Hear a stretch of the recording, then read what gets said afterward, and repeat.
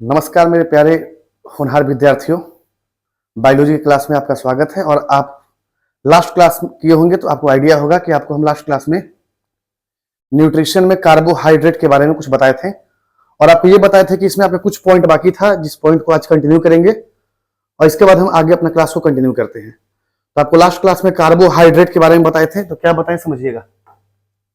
आपको याद होगा हम लास्ट क्लास में बताए थे कार्बोहाइड्रेट के बारे में और क्या क्या पॉइंट बताए थे, आपको याद होना चाहिए।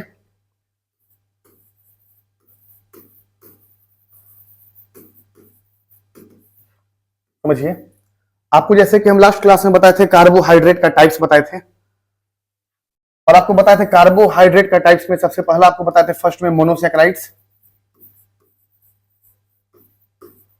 फर्स्ट में आपका था मोनोसैकेराइड्स, सेकेंड में आपका था डाइसैकेराइड्स,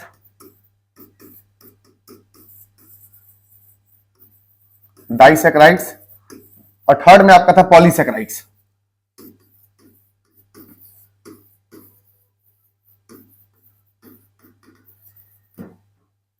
आपको हम लास्ट क्लास में मोनोसैकेराइड्स, डाइसैकेराइड्स और पॉलीसैकेराइड्स टाइप आपको बताए थे और आपको हम ये बताए थे मोनोसैकेराइड्स के बारे में कि इसमें तीन था, ग्लूकोज, ग्लैक्टोज एंड फ्रुक्टोज। तो इसके बारे में आपको हम लास्ट क्लास में बता चुके थे पूरा कि ग्लूकोज क्या है, ग्लूकोज ज्यादा होने से क्या होता है, ग्लूकोज कम होने से क्या होगा, इसके बारे में आपको बताए थे सारा पॉइंट। फिर आपको ये बताए थे ग्लूकोज ग्लैक्टोज में फंक्शनल ग्रुप कौन सा, अल्डिहाइड, एंड जो फ्रुक्टोज था इसमें आपको बताए थे फंक्शनल ग्रुप केटोन। फिर आपको ये भी बताए थे जो ग्लैक्टोज है ये मिल्क में मिलता है और जो फ्रुक्टोज है ये आपका मिलता था स्वीटनेस ऑफ फ्रूट, यानी कि फलों का मीठापन, और सबसे मीठा शुगर फ्रुक्टोज ही होता था। यानी आपको लास्ट क्लास में, हम कल के क्लास में मोनोसैकेराइड्स के बारे में सारा पॉइंट बताए थे और आज हमारा जो पॉइंट है डाइसैकेराइड्स के बारे में। तो समझिएगा, आज हम बात करते हैं डाइसैकेराइड्स के बारे में। इसके बारे में जाने डाइसैकेराइड्स क्या है।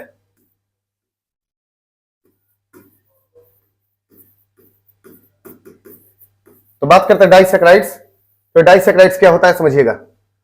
तो ये जो डाइसैकेराइड्स है इसमें आपको हम बताए थे कि टू शुगर मॉलिक्यूल,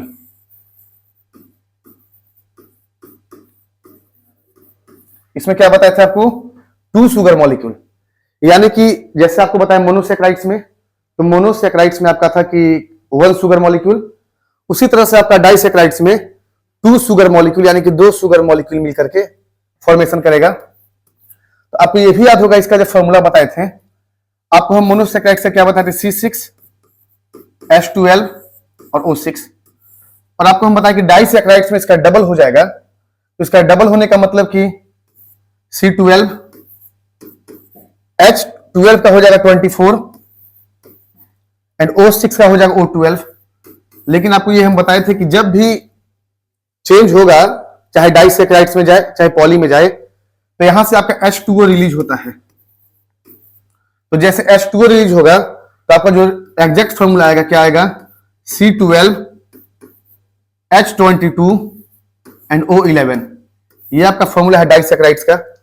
और डाइसैकेराइड्स का मतलब होता है कि दो शुगर मॉलिक्यूल यानी कि दो मोनोसैकेराइड्स मिलकर के एक डाइसैकेराइड्स का निर्माण करेगा। तो हम यहां बोले कि दो मोनोसैकेराइड्स, यहां क्या बोल रहे हैं आपको, दो मोनोसैकेराइड्स मिलकर के एक डाइसैकेराइड्स का फॉर्मेशन करेगा। तो दो मोनोसैकेराइड्स का मतलब समझिए। आपको हम ये भी बताए थे कि जो कार्बोहाइड्रेट है, तो कार्बोहाइड्रेट का जो सबसे सिंपलेस्ट फॉर्म था, जो सबसे आसान रूप था, स्मॉलर फॉर्म ग्लूकोज था। तो यानी कि अगर हम किसी भी डाइसैकेराइड्स हो या पॉलीसैकेराइड्स का निर्माण करेंगे तो उसमें ग्लूकोज तो फिक्स रहेगा ही रहेगा। समझिएगा बात को हम क्या बता रहे हैं। आपको जैसे क्या बताए कि जो कार्बोहाइड्रेट है इसका सबसे स्मॉलेस्ट मॉलिक्यूल क्या था, ग्लूकोज। तो ग्लूकोज रहेगा ही रहेगा, उसके बाद इसमें जो भी ऐड हो जाए। तो समझिए, आपको हम जैसे बताए मोनोसैकेराइड्स, तो जैसे आपको हम बताए कि मोनोसैकेराइड्स में आपको कि तीन था, ग्लूकोज, ग्लैक्टोज और फ्रुक्टोज, यानी वही तीनों आपस में मिलकर के डाइसैकेराइड्स का निर्माण करेगा। यानी कि जब ग्लूकोज में ग्लूकोज मिलेगा तो ये आपका फॉर्मेशन करता है माल्टोज का। आप यहां समझने का प्रयास करिएगा कि ग्लूकोज प्लस ग्लूकोज बनेगा तो माल्टोज। नेक्स्ट आपका है ग्लूकोज प्लस ग्लैक्टोज, ये आपका फॉर्मेशन करेगा लैक्टोज का। और नेक्स्ट आपका है ग्लूकोज प्लस फ्रुक्टोज, तो ग्लूकोज प्लस फ्रुक्टोज जो है ये फॉर्मेशन करेगा सुक्रोज का। आप यहां समझिएगा, आपको हम जैसे बता रहे हैं कि डाइसैकेराइड्स में, तो आपको हम डाइसैकेराइड्स में एग्जांपल क्या क्या बताएं, आप समझिए। फर्स्ट आपको बताया है डाइसैकेराइड्स में माल्टोज, सेकेंड में आपको बताया है माल्टोज के बाद लैक्टोज, और थर्ड में आपको बताया है सुक्रोज। ये तीनों आपका डाइसैकेराइड्स है। तो हम जब माल्टोज की बात करते हैं तो आपको पॉइंट याद रखना है कि जो माल्टोज है ये कहां मिलता है, बॉइल्ड राइस वाटर। तो बॉइल्ड राइस वाटर, ये आप समझ रहे होंगे कि जो बॉइल्ड राइस वाटर क्या होता है। सिंपल भाषा में समझिए ना, जैसे जब भात बनाते हैं यानी कि चावल, तो भात के साथ अगर आप कुकर में भात बना रहे हैं तो वहां पर आपको बॉइल्ड राइस वाटर नहीं मिलेगा, लेकिन आप कहीं अगर डेक्ची या पतीला में बनाइएगा तो आपको वहां पर मार मिलता है। हम लोग इसको ग्रामीण भाषा में बॉइल्ड राइस वाटर को मार बोलते हैं। तो जो मार होता है उसमें आपका माल्टोज सबसे ज्यादा मिलता है। अब हम बात करते हैं लैक्टोज, तो आप यहां का ध्यान से समझिए। तो हम क्या बताए थे कि लैक्टोज जो है ये किससे किससे मिलकर बना है, तो यहां से आपको पॉइंट याद रखना है कि लैक्टोज जो है ग्लूकोज प्लस ग्लैक्टोज। यहां आपको हम बताएं कि ग्लैक्टोज जो है ये आपको मिलता है मिल्क में, और जो लैक्टोज है ये आपका सबसे ज्यादा मिलता है मदर्स मिल्क में, यानी कि मां का दूध में।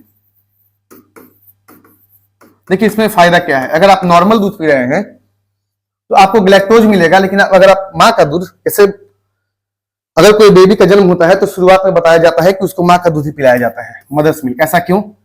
क्योंकि अगर उसको नॉर्मल बाहर का दूध पिलाया जाएगा तो उसमें सिर्फ ग्लैक्टोज मिलेगा, लेकिन अगर मां का दूध पिलाया जाता है तो उसको ग्लैक्टोज के साथ साथ लैक्टोज भी मिलता है, सॉरी ग्लैक्टोज के साथ ग्लूकोज मिलेगा जो कि आपका लैक्टोज बनाता है। तो लैक्टोज आपका मदर्स मिल्क। अब बात करते हैं सुक्रोज, तो आपको याद रखना है सुक्रोज जो है ये आपका नॉर्मल टेबल शुगर, जिसे हम बोलते हैं house hold sugar, table sugar या हाउस होल्ड शुगर, यानी कि नॉर्मल जो घरों में जो चीनी यूज करते हैं, शुगर केन, आप ये भी समझ लीजिए। जैसे टेबल शुगर हो गया, हाउस होल्ड शुगर हो गया, शुगर केन, ये सब में आपका सुक्रोज मिलता है। तो आप यहां पर समझ रहे होंगे कि डाइसैकेराइड्स में आपका क्या क्या आ गया, आपका माल्टोज, लैक्टोज और सुक्रोज।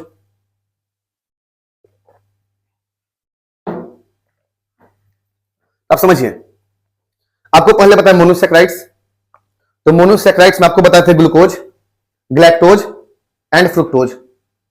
डाइसैकेराइड्स में आपको बता रहे हैं माल्टोज, लैक्टोज और सुक्रोज। वहां आपका फ्रुक्टोज था, यहां सुक्रोज है, वहां ग्लैक्टोज, लैक्टोज, और वहां ग्लूकोज और यहां माल्टोज। यानी कि दो मोनोसैकेराइड्स मिलकर के एक डाइसैकेराइड्स का फॉर्मेशन करेगा। तो ये आपको समझ में आ रहा होगा डाइसैकेराइड्स का। अब हम चलते हैं पॉलीसैकेराइड्स पर।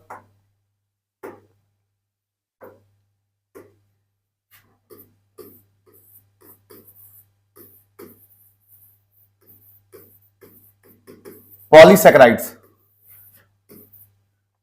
तो पॉलीसैकेराइड्स का मतलब क्या समझ में आ रहा है, आपको बताए थे कि more than 2 sugar molecule, more than 2 sugar molecule, यानी कि 2 से ज्यादा शुगर मॉलिक्यूल जो है, मोर देन 2 शुगर मॉलिक्यूल, यानी कि 2 से ज्यादा शुगर मॉलिक्यूल मिलकर के पॉलीसैकेराइड्स का निर्माण कराएगा। जैसे अगर 1 शुगर मॉलिक्यूल तो मोनोसैकेराइड्स, 2 हो गया तो आपका डाइसैकेराइड्स, और आपका 2 से ज्यादा हो गया तो आपका बन जाएगा पॉलीसैकेराइड्स। इसमें आप समझिए कौन कौन सा आपका है। ऐसा आपको 5 यहां पर जानना है, लेकिन आपको एग्जाम के लिए जो 3 इंपॉर्टेंट वो समझिएगा। इसमें आपका सबसे पहला है ग्लाइकोजेन, सेकेंड में आपका है काइटिन, नेक्स्ट आपका है हिपेरिन, स्टार्च। तो आपको बताएं कि जो पॉलीसेकेराइड्स में क्या क्या आएगा, ग्लाइकोजेन, काइटिन, हिपेरिन, स्टार्च। हम आपसे क्वेश्चन पूछना चाहते हैं, ग्लाइकोजेन आपको हम शायद कल बताए थे, आप यहां समझिए, अगर आपको याद होगा तो आपको हम कल बताए थे कि जो ग्लाइकोजेन है, ग्लूकोज को ग्लाइकोजेन में कन्वर्ट कौन करता है। हमारा आपसे क्वेश्चन है, आप इसका आंसर कमेंट बॉक्स करिएगा। पहला क्वेश्चन है कि ग्लूकोज को ग्लाइकोजेन में कन्वर्ट कौन करता है, दूसरा है किसके प्रेजेंस में करता है, एंड नेक्स्ट आपका है इस प्रोसेस को क्या बोलते हैं। यहां पर आपसे 3 क्वेश्चन पूछे हैं, आप तीनों क्वेश्चन का आंसर बताइएगा। जैसे देखिए यहां पर ग्लाइकोजेन है, इसीलिए आपको बता रहे हैं, समझिए। ग्लाइकोजेन यानी ग्लूकोज को ग्लाइकोजेन में कन्वर्ट कौन करता है, दूसरा क्वेश्चन है किसके प्रेजेंस में करेगा, और थर्ड क्वेश्चन है कि इस प्रोसेस को क्या बोलते हैं। आप इस तीनों का आंसर कमेंट बॉक्स करिएगा, क्योंकि आपको ये हम लास्ट क्लास में पढ़ा चुके थे। अब समझिए, एक एक करके जानते हैं सबके बारे में, ध्यान दीजिएगा। जैसे आपको बताएं कि पॉलीसेकेराइड्स में यानी कि 2 से ज्यादा शुगर मॉलिक्यूल, पहला ग्लाइकोजेन, काइटिन, हिपेरिन, स्टार्च, और एक आपका है सेल्यूलोज।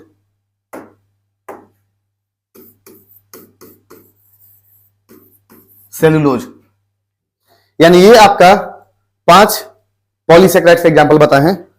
इसमें आप कुछ पॉइंट समझिए जो आपसे बेसिक पॉइंट पूछता है। सबसे पहले आप समझिए काइटिन के बारे में। काइटिन, जो काइटिन है, तो आपको काइटिन में याद रखना है सबसे पहला पॉइंट,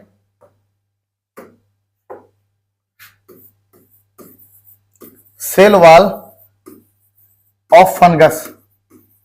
आप फंगस समझ रहे होंगे, सेल वॉल ऑफ फंगस यानी कि कवक का कोशिका भित्ति, कवक का कोशिका भित्ति जो है, यानी कि फंगस का सेल वॉल किसका बना होता है, काइटिन। तो आपके एग्जाम के लिए महत्वपूर्ण रहेगा काइटिन। यहां से 2 क्वेश्चन बनता है, आपको दोनों पॉइंट बता रहे हैं। सबसे पहला बताएं आपको फर्स्ट में कि cell wall of fungus is made up of chitin, यानी कि कवक का कोशिका भित्ति काइटिन का बना होता है। आपको दूसरा पॉइंट यही समझना है, काइटिन में ही एक्सोस्केलेटन ऑफ इंसेक्ट,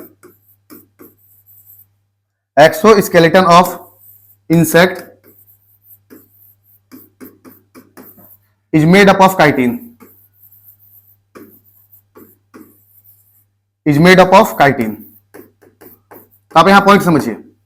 आपको हम 2 पॉइंट बताएं। सबसे पहला पॉइंट क्या बताए हैं, समझने का प्रयास करिएगा। काइटिन में कि cell wall of fungus is made up of chitin, यानी कि कवक है यानी फंगस। यहां पर एक और क्वेश्चन आपसे पूछना चाहते हैं, क्योंकि आपको ये लास्ट क्लास में बताए थे इसलिए पूछ रहे हैं। पहले बताए हैं कि स्टडी ऑफ फंगस क्या कहलाता है, स्टडी ऑफ फंगस क्या कहलाता है। आप इसका भी आंसर कमेंट बॉक्स करिएगा। समझिए यहां पॉइंट हम क्या बता रहे हैं। काइटिन में आपको बताया है कि सेल वॉल ऑफ फंगस यानी कि कवक का जो कोशिका भित्ति है, ये किसका बना होता है, काइटिन का। सेकंड पॉइंट बताया है एक्सोस्केलेटन ऑफ इंसेक्ट, ठीक है, यानी कि इंसेक्ट यानी कीड़ा मकोड़ा। आप ये भी हमको बता दीजिएगा, स्टडी ऑफ इंसेक्ट। ये सारा क्वेश्चन इसीलिए पूछ रहे हैं क्योंकि ये क्वेश्चन हम आपको पहले क्लास में करवा चुके हैं। आपको याद होगा तो study of insect, study of fish, study of fungus, study of algae, ये सब बताए थे। तो आपको इसका भी आंसर बताना है, स्टडी ऑफ फंगस और स्टडी ऑफ इंसेक्ट। तो यहां से आपको 2 पॉइंट बताएं काइटिन में। फर्स्ट पॉइंट बताया है कि cell wall of fungus is made up of chitin, यानी कि कवक का कोशिका भित्ति काइटिन का बना होता है। और सेकंड पॉइंट बताया है कि exoskeleton of insect is made up of chitin, यानी कि जो भी कीड़ा होता है, तो कीड़ा मकोड़ा का जो बाह्य कंकाल तंत्र होता है, एक्सोस्केलेटन का मतलब होता है बाह्य कंकाल, यानी जो कीड़ा है, इंसेक्ट है, उसका जो बाह्य कंकाल है, एक्सोस्केलेटन है, ये किसका बना होता है, काइटिन का। आपको ये पॉइंट याद रखना है काइटिन में। सेकंड पॉइंट समझिएगा, सेकेंड आपका है सेलुलोज। सेलुलोज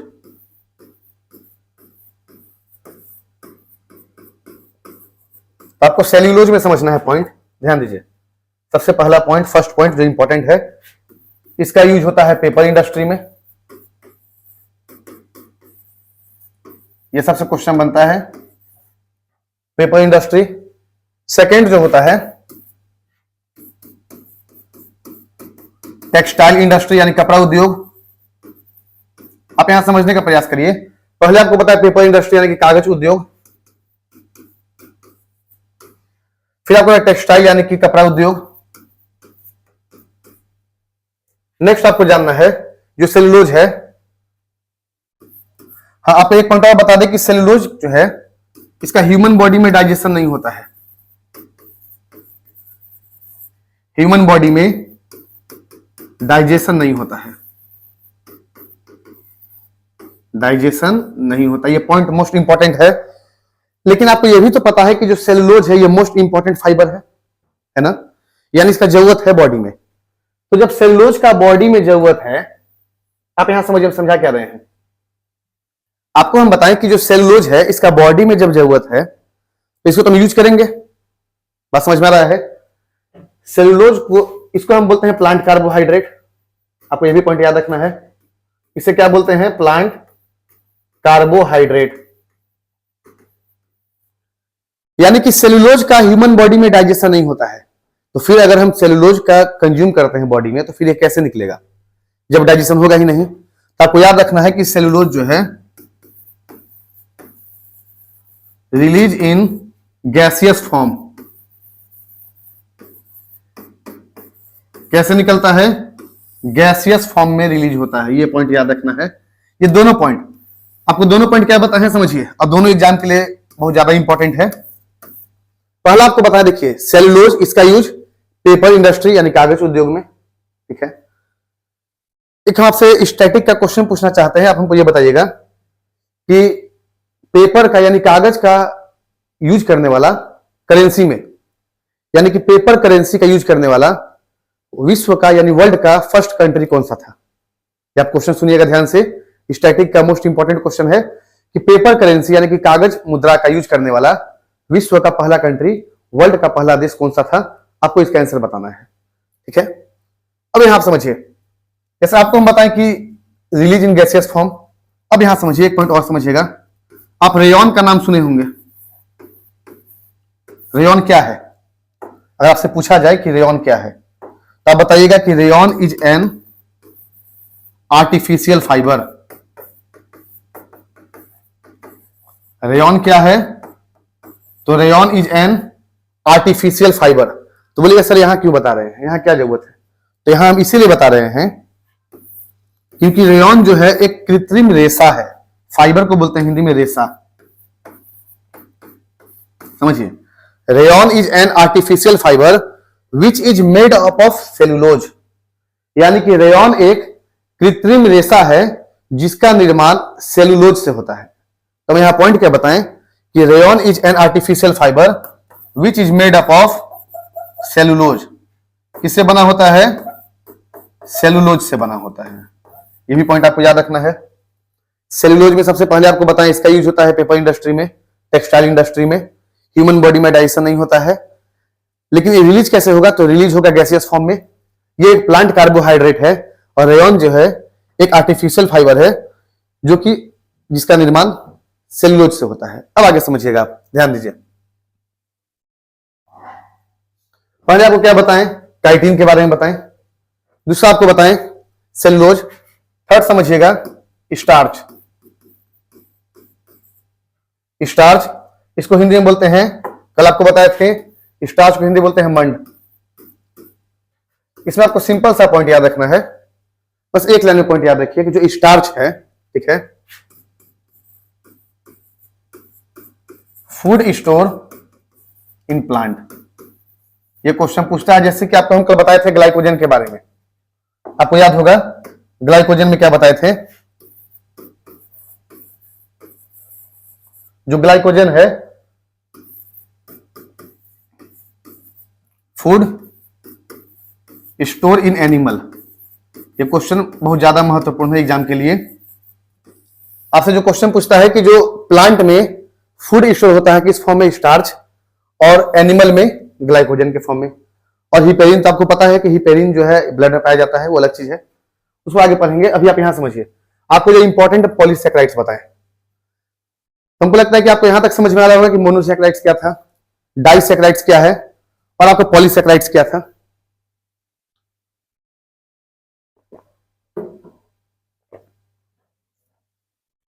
अब आप समझिए, जैसे आपको हम बताएं कार्बोहाइड्रेट में, आपको लास्ट क्लास में हम कार्बोहाइड्रेट के बारे में पूरा डिटेल्स बता चुके थे। अगर आप उसे नहीं देखें तो पहले आप उस वीडियो को देखिएगा जो आपको कार्बोहाइड्रेट के बारे में बेसिक बताए हैं, तभी आपको ये वाला समझ में आएगा। अगर आप वो वीडियो नहीं देखते हैं तो आपको ये क्लास समझ में नहीं आएगा। तो आपको सबसे पहले देखना है कार्बोहाइड्रेट का बेसिक पॉइंट, और बाकी जो पॉइंट था यहां बताए हैं। अब यहां समझिए, आपको ये तो समझ में आएगा कि कार्बोहाइड्रेट जो है क्या होता है, कैसे होता है, कितना टाइप का है। अब यहां आपका मन में आएगा सर कार्बोहाइड्रेट हम खा तो लिए, अब इसका डाइजेशन भी तो करना है। तो आप हेडिंग बनाइए डाइजेशन ऑफ कार्बोहाइड्रेट। तो आपका मन में आ रहा होगा कि सर आप डाइजेशन पढ़ा रहे हैं, तो नहीं, आपको डाइजेशन नहीं पढ़ा रहे हैं, आपको न्यूट्रिशन ही पढ़ा रहे हैं। लेकिन आपको जब कार्बोहाइड्रेट टॉपिक आया है तो हमारा काम है कि आपको हम यहीं पर बता दें कि जो कार्बोहाइड्रेट हम बॉडी में ले तो लिए हैं, इसको हम पचाएंगे कैसे। बाकी हम इसके बारे में डिटेल्स डाइजेशन टॉपिक पढ़ेंगे ही। आप यहां समझिए, तो आपको यहां पर हेडिंग बनाना है digestion of carbohydrate.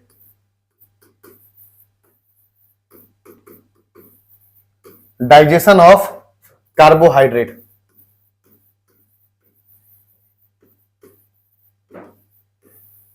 Digestion of carbohydrate यानी कार्बोहाइड्रेट का डाइजेशन।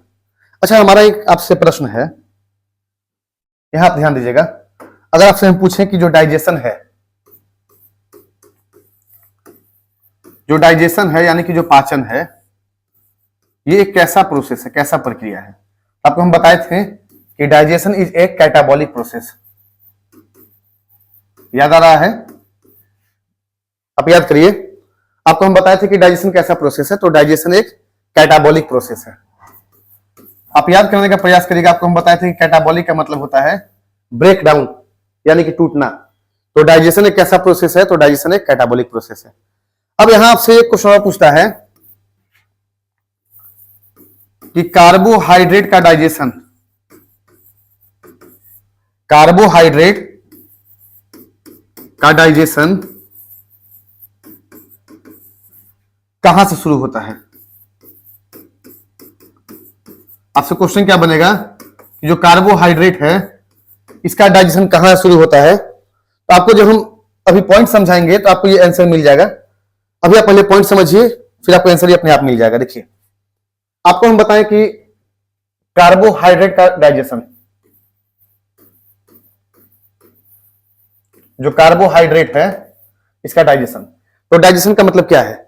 डाइजेशन का मतलब होता है कि break down of complex food into simple food. समझिएगा, डाइजेशन का मतलब क्या होता है, तो break down of complex food into simple food. आप यहां डाइजेशन का पहले मतलब समझिए। यहां आपको समझ में क्या आ रहा होगा, यहां आपको मतलब बताएं कि डाइजेशन का मतलब क्या है। तो ब्रेक डाउन, ब्रेक डाउन का मतलब क्या है, टूटना। किसका, कॉम्प्लेक्स फूड का, यानी कि कॉम्प्लेक्स फूड का मतलब जटिल पदार्थ। किसमें, सिंपल फूड, सरल पदार्थ।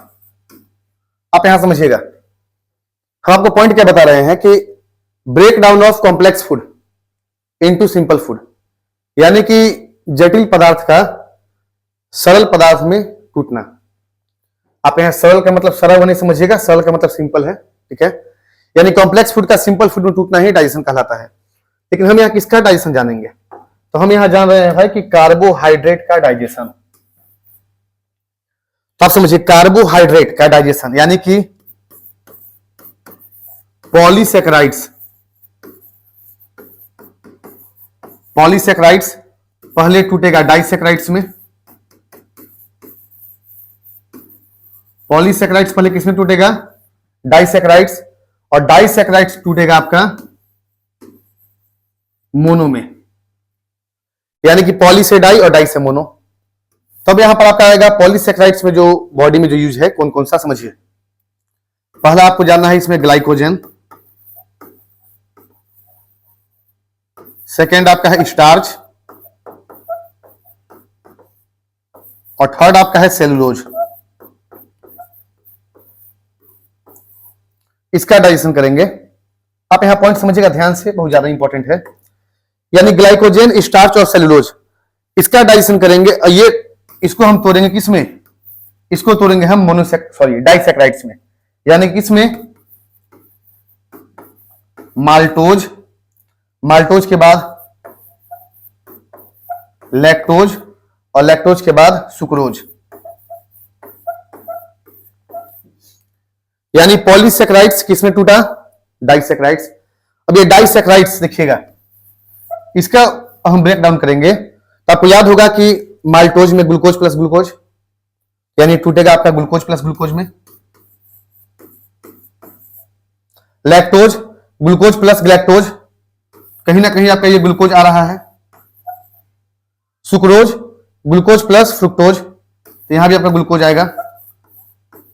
यानी आप यहां से क्या समझ रहे हैं कि आपका जो कार्बोहाइड्रेट है इसका जब डाइजेशन होगा तो ये किसमें आएगा, सिंपलेस्ट फॉर्म क्या बनेगा, आपको बताए थे ना हम कि कहीं ना कहीं ग्लूकोज, यानी अगर देखिएगा तो और टूटेगा, जिससे glucose plus glucose, glucose plus galactose और ग्लूकोज प्लस लैक्टोज, यानी कि ग्लूकोज सब में आ रहा है कॉमन।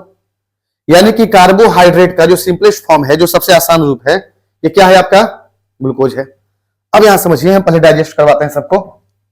पहले पॉलीसेकेराइड्स, सबसे पहला पॉइंट आपका आएगा सेलुलोज।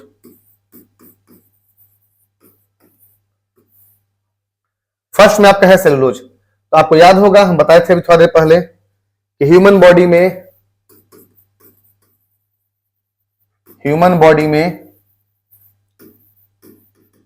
सेलुलोज का डाइजेशन नहीं होता है। ह्यूमन बॉडी में सेलुलोज का डाइजेशन नहीं होता है, बताए थे ना। तो फिर सेलुलोज कैसे पचेगा भाई, ऐसा तो नहीं ना। देखो सेलुलोज इंपॉर्टेंट फाइबर है, चाहिए। तो अभी आपको हम ये भी बता रहे हैं कि सेलुलोज का डाइजेशन ह्यूमन बॉडी में नहीं होता है। तो फिर आपका मन में आएगा कि सर जब सेलुलोज का डाइजेशन जब नहीं होता है तो क्या ये बॉडी में ऐसे ही रहेगा। अभी आपको थोड़ा देर पहले हम ये भी लिखवाए थे कि सेलुलोज जो है रिलीज इन गैसियस फॉर्म, किस फॉर्म में निकलता है भाई ये, तो ये आपका निकलेगा गैसियस फॉर्म में निकलेगा। बात समझ में आ रहा है, ये आप पहले जाने सेलुलोज के बारे में। दूसरा स्टार्च। अब स्टार्च का डाइजेशन कैसे होगा समझिए। स्टार्च का यानी कि मंड का डाइजेशन कैसे होगा, आपको यहां पॉइंट समझना है। आप बकल कैविटी का नाम सुने होंगे, इसको हिंदी में बोलते हैं मुख्य गुहा। मुख्य गुहा यानी बकल कैविटी, यानी सिंपल भाषा में मुंह समझिए ना, माउथ, बकल कैविटी, ठीक है। तो बकल कैविटी से में आपका एक डाइजेस्टिव ग्लैंड होता है, इसका नाम है सैलिवरी ग्लैंड।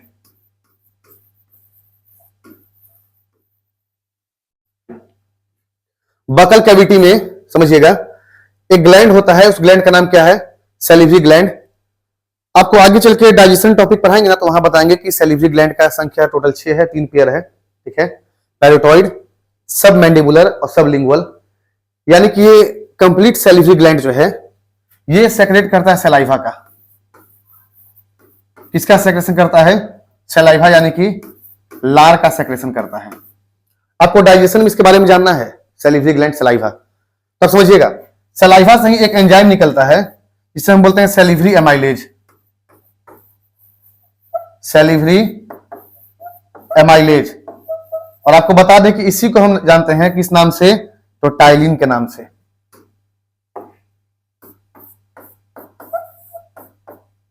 किस नाम से जानते हैं, टाइलिन। आपको मैं यहां पॉइंट क्या बता रहे समझिए।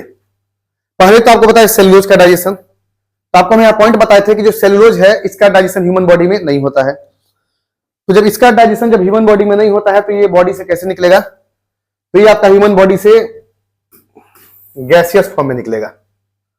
इसके बाद आपको बताए थे सेकंड आपका है स्टार्च यानी कि मंड, यानी स्टार्च, इसका डाइजेशन कैसे होता है आपको समझना है कि जो स्टार्च है इसका डाइजेशन कैसे होगा समझिए। तो आपको हम बताएं कि बकल कैविटी, ठीक है, यानी कि आप अगर डाइजेशन पढ़िएगा तो आपको जानना होगा कि डाइजेशन का शुरुआत कहां से होता है। तो आपको बताएंगे कि डाइजेशन का शुरुआत एलिमेंट्री कैनल में बकल कैविटी से होता है, क्या कि डाइजेशन करने के पहले खाना पड़ेगा ना, तो खाना कहां से खाते हैं, तो खाना जो हम लोग खाते हैं बकल कैविटी यानी कि मुख्य गुहा से खाते हैं, माउथ से खाते हैं। तो यानी कि शुरुआत कहां से कर रहे हैं हम खाने का, तो बकल कैविटी, बात समझ में आ रहा है। तो आपको हम बताएं कि बकल कैविटी यानी कि मुख्य गुहा में ग्लैंड होता है, डाइजेस्टिव ग्लैंड, जिसको हम बोलते हैं सैलिवरी ग्लैंड, और यहीं से सेक्रेशन होता है किसका, सलाइवा का यानी लार का, और इसी सलाइवा से निकलता है आपका सैलिवरी अमाइलेज, जिसको कि हम जानते हैं टाइलिन के नाम से। और यही टाइलिन जो है यानी salivary amylase help in the digestion of starch, digestion of starch. तो आप हमको ये बताइएगा, अभी आपसे हम थोड़ा देर पहले क्वेश्चन पूछे थे, आपको याद होगा, तो क्या पूछे थे भाई कि कार्बोहाइड्रेट का डाइजेशन कहां से शुरू होता है।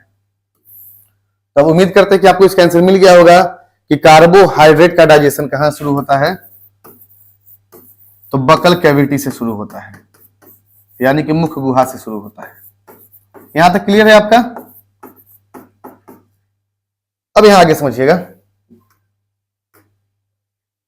यहां तक क्लियर हो गया। पहले बताए सेलुलोज, फिर बताए स्टार्च, थर्ड आपका है ग्लाइकोजन।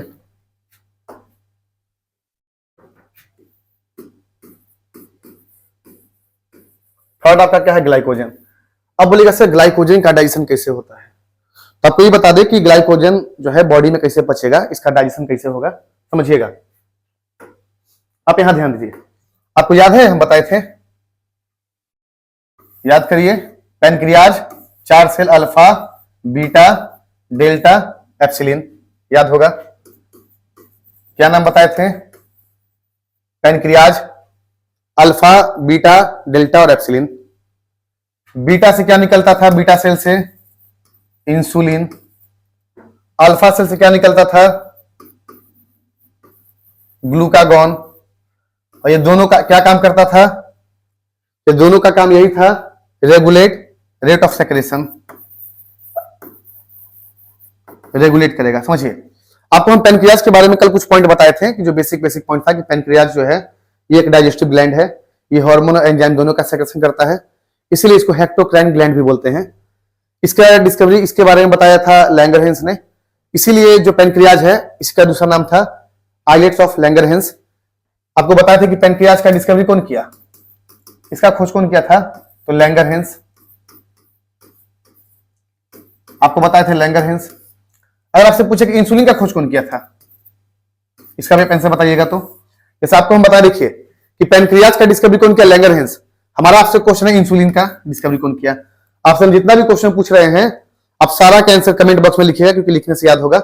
जैसे आपसे जितना क्वेश्चन पूछे 4, 5, 6 जितना क्वेश्चन पूछेंगे डेली का, तो आपको 5 क्वेश्चन 6 क्वेश्चन कमेंट बॉक्स में पुट करना है, उसका आंसर समझ में आ रहा है, ये काम आप जरूर करिएगा समझिए। तो जैसे आपको बताया कि बीटा सेल से इंसुलिन, अल्फा सेल से ग्लूकागोन, और आपका पैनक्रियाज से एक जूस निकलता है, कौन सा जूस, अनार का जूस। पैनक्रियाज से कौन सा जूस निकलता है, अनार का। तो पैनक्रियाज से एक जूस निकलता है, इस जूस का नाम है पैनक्रियाटिक जूस समझिए। कौन सा जूस है, ऐसा नहीं कि इसको हम लिख देंगे अनार का जूस। अगर आपसे पूछ दे कि पैनक्रियाज से कौन सा जूस निकलता है, समझिएगा। जो पैनक्रियाज है यानी जिसको अग्नाशय बोलते हैं, पैनक्रियाज यानी कि अग्नाशय, इससे एक जूस निकलता है, कौन सा जूस पता है, तो इस जूस का नाम है पैनक्रियाटिक जूस। कौन सा जूस है ये, पैनक्रियाटिक जूस। और आपको एक पॉइंट याद रखना है जो एग्जाम के लिए इंपॉर्टेंट है, कि पैनक्रियाटिक जूस यानी कि अग्नाशयी रस को ही बोलते हैं कंप्लीट डाइजेस्टिव जूस।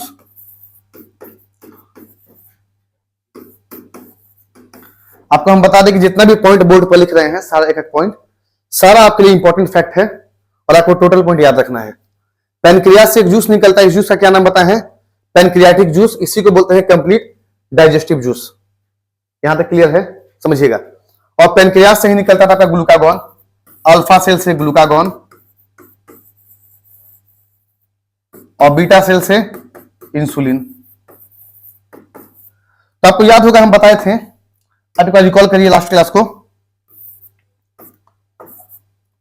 समझिएगा। आपको लास्ट क्लास में क्या बताए थे? जो ग्लाइकोजेन है, जो कि आपका एनिमल फूड स्टोर होता है, ग्लाइकोजेन को ग्लूकोज में कन्वर्ट कौन करता है? लीवर करता है। किसके प्रेजेंस में? तो ग्लूकागोन के प्रेजेंस में। इस प्रोसेस को क्या बोलते थे? तो इस प्रोसेस को बोलते थे ग्लाइकोजेनेलेसिस। ग्लाइकोजेनेलेसिस आपको याद रखना है। एक था आपका ग्लाइकोजेनेसिस, दूसरा है ग्लाइकोजेनेलेसिस। समझ में आ रहा है? ग्लूकोज को ग्लाइकोजेन में कन्वर्ट करना ग्लाइकोजेनेसिस, और ग्लाइकोजेन को ग्लूकोज में कन्वर्ट करना यह कहलाएगा ग्लाइकोजेनेलेसिस प्रोसेस। तो देखिए, ग्लाइकोजेन था, किसमें कन्वर्ट हुआ? ग्लूकोज में। पेनक्रियाटिक जूस यहीं से निकलता है आपका, समझिएगा। कहां से निकलता है पेनक्रियाटिक जूस? तो पेनक्रियास से निकलता है। यहां तक क्लियर है? तो ग्लाइकोजेन का डाइजेशन कैसे हुआ? उम्मीद करता हूं क्लियर हुआ होगा। अब आगे समझिए। ये तो आपको बताएं पॉलीसैकेराइड्स। अब आपको नेक्स्ट समझना है डाइसैकेराइड्स। जो डाइसैकेराइड्स है,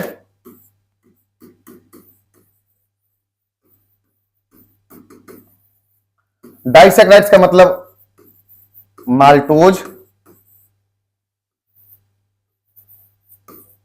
सुक्रोज और आपका लैक्टोज, ये तीनों का डाइजेशन कैसे होगा? तो समझिएगा, पॉइंट समझिए। तीनों का डाइजेशन के लिए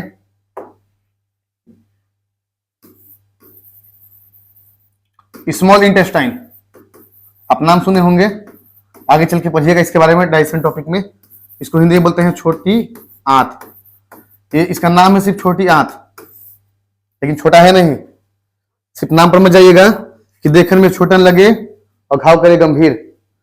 नाम है सिर्फ छोटी आंत यानी कि स्मॉल, लेकिन सबसे लंबा यही है। आपको बताएंगे लगभग 6.5 मीटर के आसपास इसका है, बताएंगे डाइजेशन टॉपिक में। Small intestine. तो स्मॉल इंटेस्टाइन से एक जूस निकलता है, समझिएगा। अलग अलग जूस निकलेगा, इंटेस्टाइन जूस जिसको बोलते हैं। कौन सा जूस निकलता है? Intestine juice.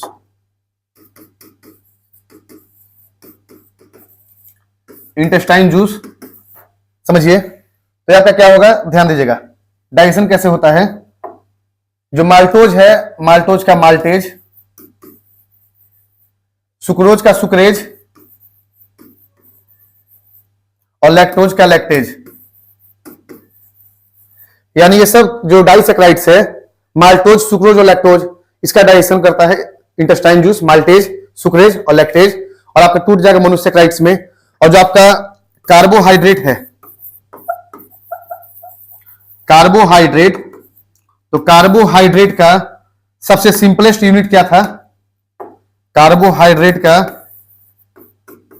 सबसे सिंपलेस्ट यूनिट, तो इसका सबसे सिंपलेस्ट यूनिट है आपका ग्लूकोज। कार्बोहाइड्रेट का सबसे सिंपलेस्ट यूनिट क्या है? ग्लूकोज। यानी कि ये आपका हुआ कॉम्प्लेक्स फूड, ये हुआ सिंपल फूड। यानी कि break down of complex food into simple food is called digestion. तो ये आपको उम्मीद करते हैं कि कार्बोहाइड्रेट का डाइजेशन आपको समझ में आ रहा होगा कि कैसे कार्बोहाइड्रेट को हम पचाएंगे, डाइजेस्ट करेंगे। समझिएगा। तो हमको उम्मीद है कि आपको जो कार्बोहाइड्रेट है इसके बारे में डिटेल्स, जैसे लास्ट क्लास में इससे पहले का जो वीडियो था, इसमें आपका कार्बोहाइड्रेट के बारे में बता दिए थे सारा पॉइंट, और आज आपको इसका डाइजेशन बता दिए। तो ये आपका कार्बोहाइड्रेट टॉपिक कंप्लीट हुआ। अब आपका नेक्स्ट है प्रोटीन। नेक्स्ट आपका टॉपिक है प्रोटीन।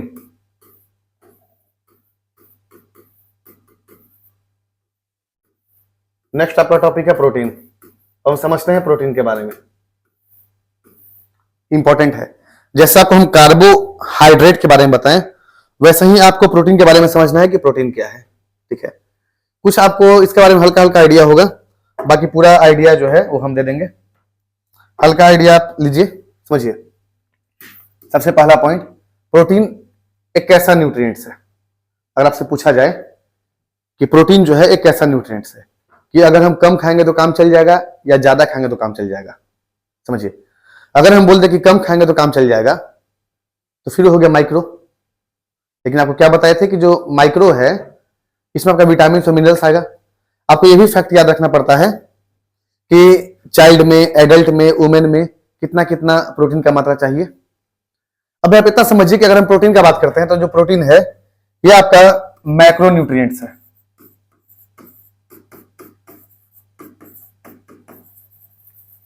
कैसा न्यूट्रिएंट्स है?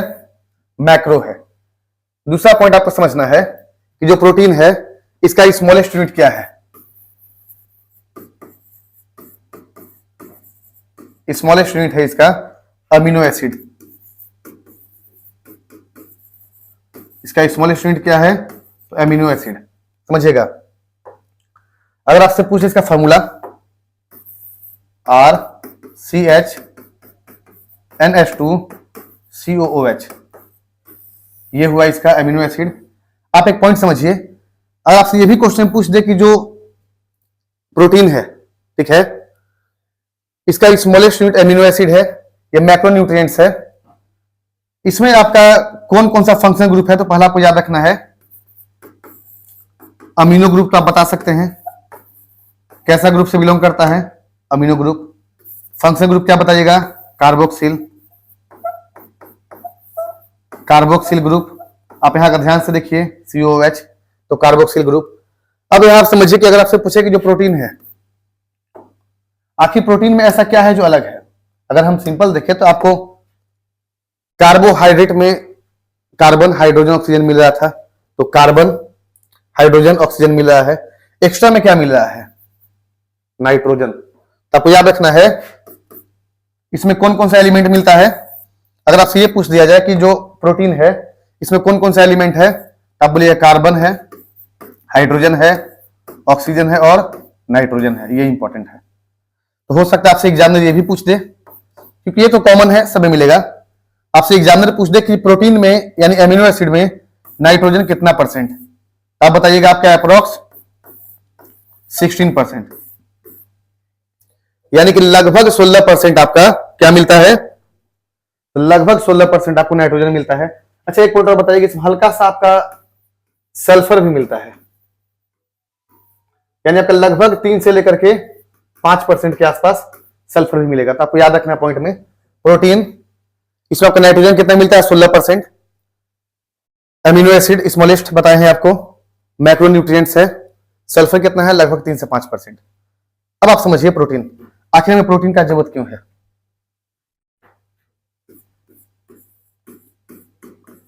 आपको एक पॉइंट याद रखना, जो प्रोटीन है हम प्रोटीन को बोलते हैं body building element. Body building element, आप यहां क्या समझ रहे हैं? बॉडी बिल्डिंग एलिमेंट, यानी कि प्रोटीन जो है आपका बॉडी को ग्रोथ करने के लिए, समझिए प्रोटीन का काम क्या है? ग्रोथ एंड डेवलपमेंट में हेल्प करता है। ग्रोथ एंड डेवलपमेंट यानी कि वृद्धि एवं विकास, यानी कि वृद्धि और विकास में मदद करता है, यानी कि बॉडी का ग्रोथ और डेवलपमेंट में हेल्प करता है प्रोटीन। एक पॉइंट और आपको याद रखना है, एंटीबॉडीज, हॉर्मोन्स एंड एंजाइम्स। आपको यह पॉइंट याद रखना है, antibodies, hormones and enzymes, all 3 are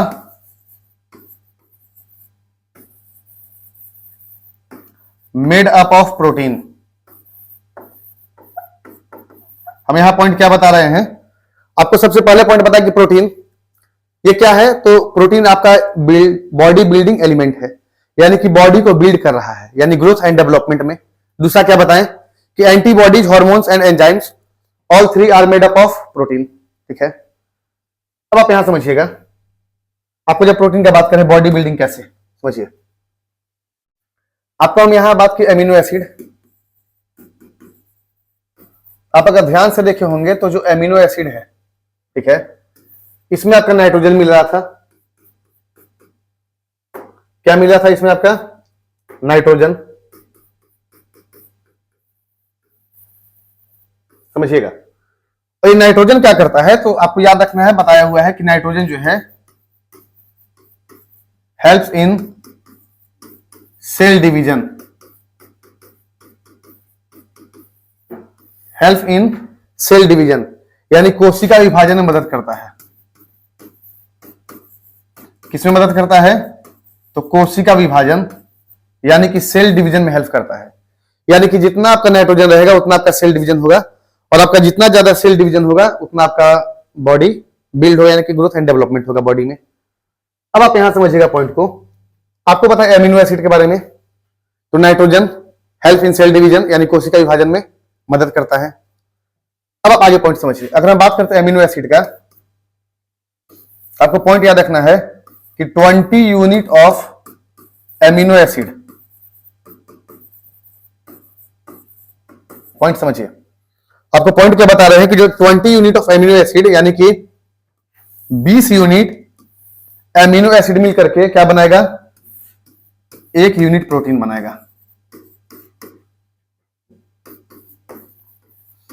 आपको पॉइंट क्या याद रखना है कि 20 यूनिट एमिनो एसिड मिल करके 1 यूनिट प्रोटीन बनाएगा।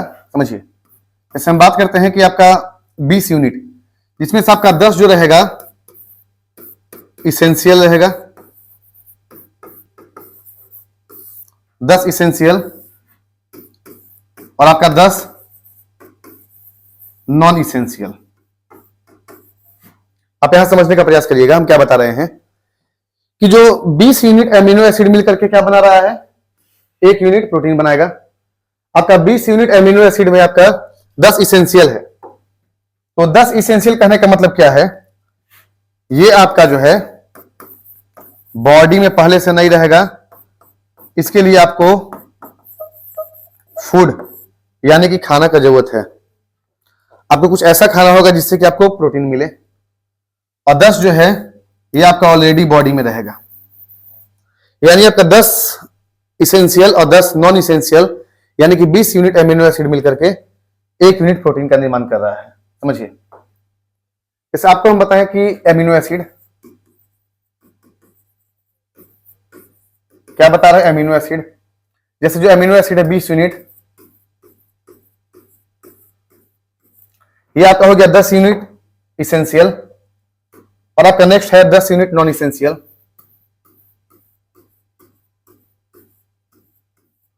यानी ये आपका 10 यूनिट एमिनो एसिड इसेंशियल और 10 नॉन इसेंशियल मिलकर के किसका निर्माण करेगा? प्रोटीन का निर्माण करेगा। तो आपको हम बताए थे कि जो एमिनो एसिड है ये आपस में एक बॉन्ड से ज्वाइंट होता है। इस बॉन्ड का नाम क्या था? आखिर ज्वाइंट होगा कोई ना कोई बॉन्ड से, तभी तो आपका मिलेगा एक साथ। जितना भी आपका एमिनो एसिड है, जितना भी अमीनो एसिड है एक बॉन्ड से ज्वाइंट है। इस बॉन्ड का नाम है पेप्टाइड बॉन्ड।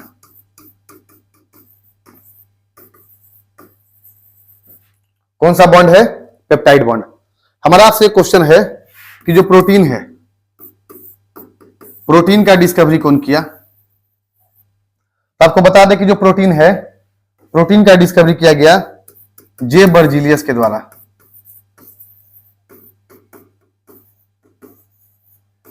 प्रोटीन का डिस्कवरी कौन किया? तो प्रोटीन का डिस्कवरी किया गया जे बर्जीलियस के द्वारा। और दूसरा पॉइंट है कि जो प्रोटीन का स्ट्रक्चर, यानी कि प्रोटीन का संरचना, ये किसने दिया? आपको याद रखना है, इसको दिया था एल पॉलिंग ने। आपको दोनों पॉइंट याद रखना है, एग्जाम के लिए इंपॉर्टेंट है। पहला आपको बताएं कि जो प्रोटीन है तो ये प्रोटीन का आपका डिस्कवरी कौन किया? तो इसका डिस्कवरी किया गया जे बर्जीलियस के द्वारा। और आपको एक पॉइंट और याद रखना, जो जे बर्जीलियस है इसने एक और चीज का डिस्कवरी किया था, कैटलिस्ट, जिसको हम बोलते हैं उत्प्रेरक। किसका डिस्कवरी किया? कैटलिस्ट का, यानी कि उत्प्रेरक का। तो जे बर्जीलियस दो चीज का डिस्कवरी किया। पहला आपको क्या बता रहे हैं? प्रोटीन का, और दूसरा आपको बताएं कैटलिस्ट का। उसके बाद आपको बताए थे कि जो प्रोटीन का जो स्ट्रक्चर है, इस स्ट्रक्चर को किसने दिया था? तो इस स्ट्रक्चर को दिया था एल पॉलिंग ने। ये आपको पॉइंट याद रखना है। अब आप आगे समझने का प्रयास करिएगा। अभी आपको प्रोटीन में और भी महत्वपूर्ण पॉइंट जानना है कि प्रोटीन में अभी एग्जांपल क्या क्या है, समझिए। यानी सोर्स,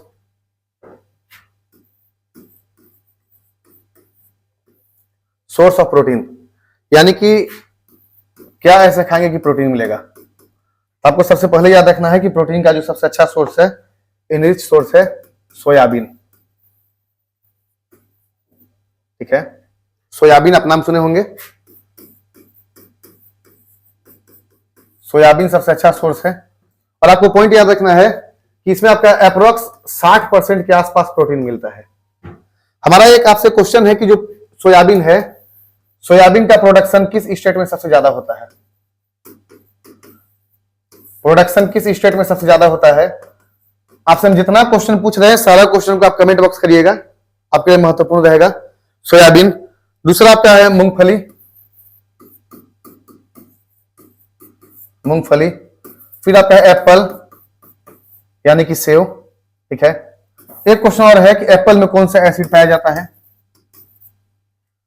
नेक्स्ट आपका है पनीर, मटन,